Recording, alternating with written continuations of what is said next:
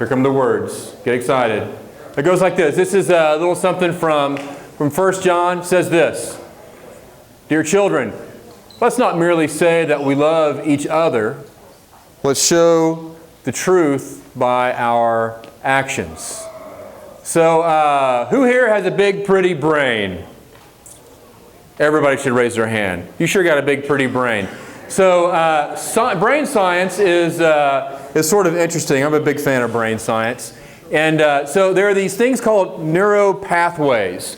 And basically, they're the little roadways that connect the activity in your brain. And as you think about things, it forms patterns, right? So it's sort of like, you think about something or you do something, you have a habit and you're doing something, and it starts out like it's a little hiking trail. And then the more that you do that thing that you're doing, it becomes like a little road. And then you keep doing it and it becomes like a super highway. And pretty soon, you've wired your brain to do something, right? So that's the way it works. That's a neuro pathway. I like neuro pathways. So it's like a traffic flow. It's sort of like, who here is a human GPS? Anybody? Like you know where you're going? Like the first time you go to a friend's house and they live deep in some crazy neighborhood, right?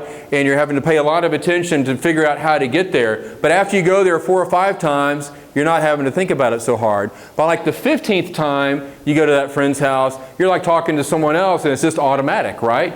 So you're not even thinking about it, you just know how to get there. That is a neuro pathway, and it gets wired. Why? Because it's all about repetition, repetition, and then some more repetition. Thank you very much. So there was some science experiments, some testing that they did. They were trying to isolate where different things were happening in the brain, and so they had some monkeys. They were wired up. This is what you do, and then they had their heads all wired up, and they would move the finger. And they would move the finger to see what part of the brain would light up. And so they'd move the finger, and this one little part of the brain would light up. So then they moved the finger next to it, right? They moved his other finger, and another part of the brain would light up. So then the thinking was, what if we moved both fingers at the same time? I bet those same 2 places will light up, right? What happened? A third place lit up, a completely different part of the brain. So I have a friend of mine named Cliff who had a really bad head injury about 8 years ago. And his prognosis, the doctor said, you're really not going to have much of a life. Well, Cliff did some rewiring of his brain. He taught himself how to think differently in different parts of his brain. And when you do that, that is called, here it comes, wait for it, you ready? Neuroplasticity.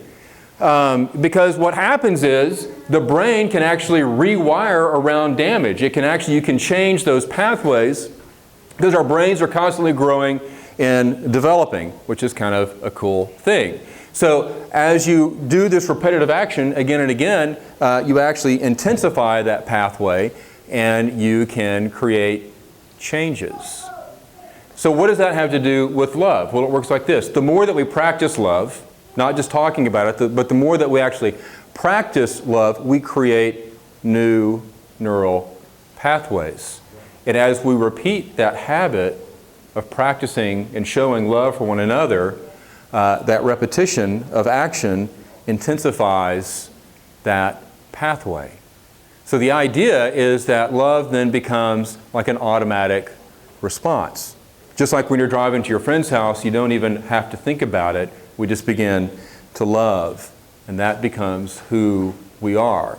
Because our actions are what actually communicate to one another, not so much our words. So what do we want to do? We want to show the truth through our actions. Amen, amen. Amen.